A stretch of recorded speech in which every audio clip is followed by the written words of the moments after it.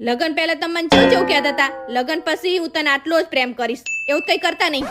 તે મને ક્યાં ખબર હતી કે તારા લગન મારી હંગાત જ થઈ જશે.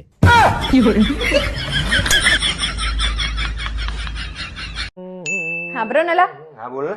મારે એક કામ હતું. હા તો પેલા કરતી જા. મારે તમારું કામ હતું.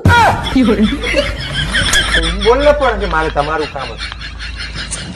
હું તને શું સમજાવું અને તું શું સમજે છે? મને કાયમ એક જ વસ્તુ થાતા કરે છે કે હવે તું પહેલા જેવી નહીં રહી. હા, ફેર એન્ડ લવલી પતિ જેમાં મારો શું વાંક? ફેર એન્ડ લવલી ની વાત કરતો નહીં, તારા સ્વભાવની વાત કરું હું.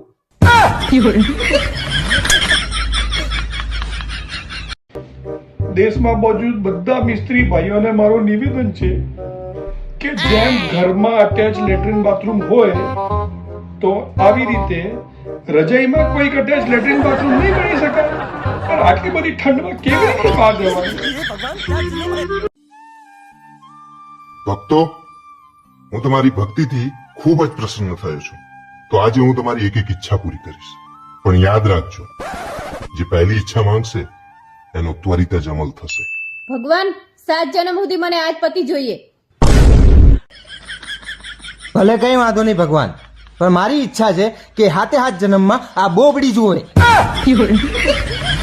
હાંભળો નલા, હા બોલ. આ વખતે આપણે અમદાવાદ જઈએ ને એટલે આપણે જરાના શોરૂમ માંથી શોપિંગ કરશું. હો અરે ભગવાન, એને જરા ના કહેવાય, એને ઝારા કહેવાય. પેલા બોલતા શીખી જા, પછી શોપિંગ કરશું આપણે. આ તો તમે માનતા નહીં, બાકી જિંદગી તો બધાને બધું શીખવી જ દેતી હોય. ઓહો તો જિંદગીએ તને ઇંગ્લિશ કેમ ના શીખવાડ્યું અત્યાર સુધી? કંજુરેશન કહી દો ને મારી ભાભીને.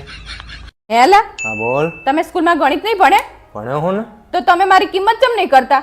એમાં એવું છે ને કે હું ગણિતમાં નપાસ થતો હતો ને એટલે જ મેં ભણવાનું છોડી દીધું.